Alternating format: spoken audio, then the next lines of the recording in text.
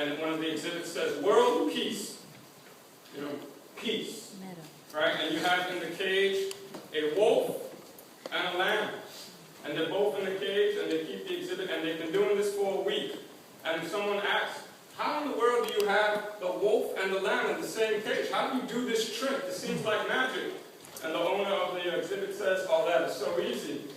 We replace the lamb every morning.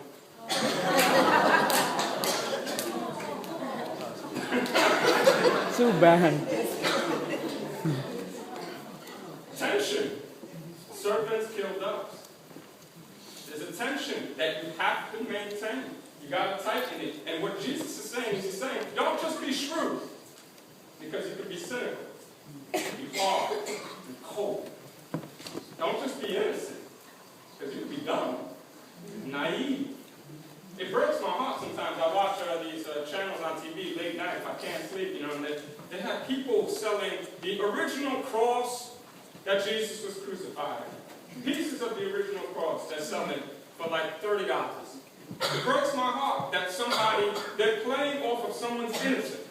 That they want to be a part of Jesus' life, they want to be a part of Jesus' ministry, they have this hope, and they're playing off what will be the naive innocence of some folks so that they will call up, spend $30, $40 on a piece of wood that they probably got from Forest Hills, and they're now saying it's originally from Jerusalem. It's tricky. You see what I mean? When people are too innocent, they get eaten alive. And sometimes one of the things we fear with children and baby dedications and growing up is that we fear giving children too much information so that they lose their innocence, but we also fear that their innocence can be just taken away by a cruel world that is outside of us and that is only interested in self-interest and in getting ahead. Innocence. We had a president, Jimmy Carter. He was actually a publicly, born-again president. And he said it. And he tried to live his presidency off of Christian principles. Someone said of an international fight, someone said, what are you going to do if they strike the United States? What are you going to do if they strike something of the United States? And he said, well, Scripture tells us to turn the other cheek. He was innocent. You want to know what? Everyone in the world, everyone in the United States ate him alive. And he only got one term. They kicked him out. Why? Because innocence for some people isn't good enough.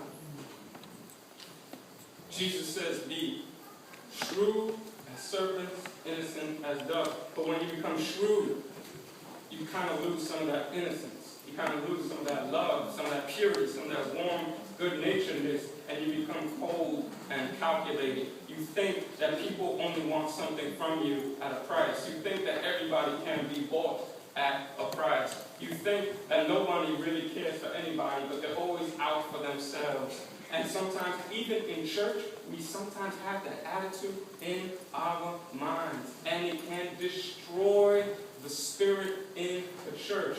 We are all shrewd as serpents. Someone gets up and says, I am planning to run this program, and someone in the back says they are planning to promote their name. You see, it's dangerous.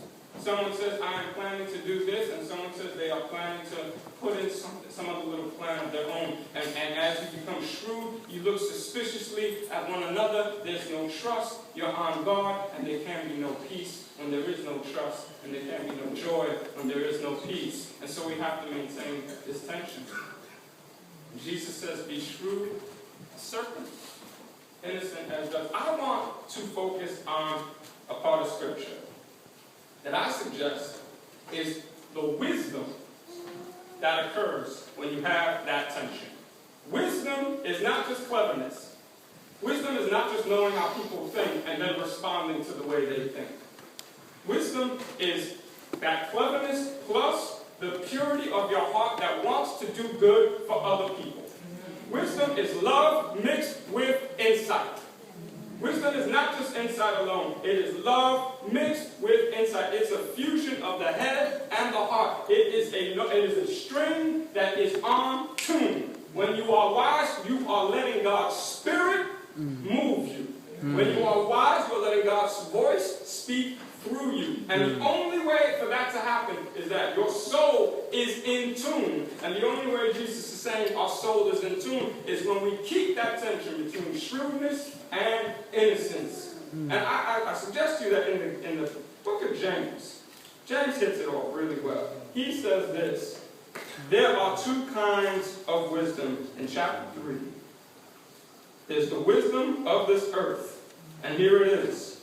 If you harbor bitter envy and selfish ambition in your hearts, do not boast about it or deny the truth. Such wisdom does not come down from heaven, but is earthly and spiritual of the devil. For where you have envy and selfish ambition, there you find disorder and every evil practice. That is serpent thinking without God's heart.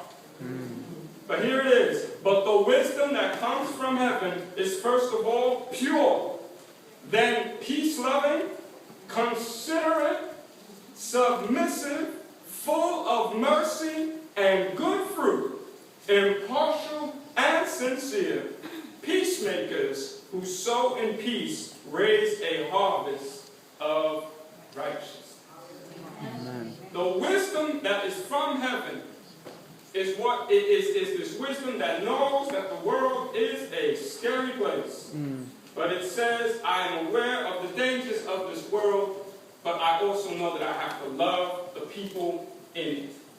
It is aware that it says I am not going to look after myself alone, but I will try to be a peacemaker. I will try to be full of mercy. I will try to be compassionate. I will try to look after one another. It's a wisdom that says, though you may hurt me, in the meantime, I still will try to be there for you because I love you, and that's what God demands. Do you remember the tuning fork that I'm mentioning? How can we tell if our souls are in tune? This is one passage, but Jesus gives two commandments. I had recently a Sabbath dinner with two Reformed Jewish folks. It was wonderful people. And they were talking about their faith, and they were saying how there are 613 commandments that they're supposed to know. 613 commandments. We barely stop at a stop sign, right? And then about 613 commandments. And she was going through the tension that Jesus was going through with the Pharisees, where one of them, the lawyer, says to Jesus, of all these 613 commandments, which one is it? And Jesus hits the tuning fork.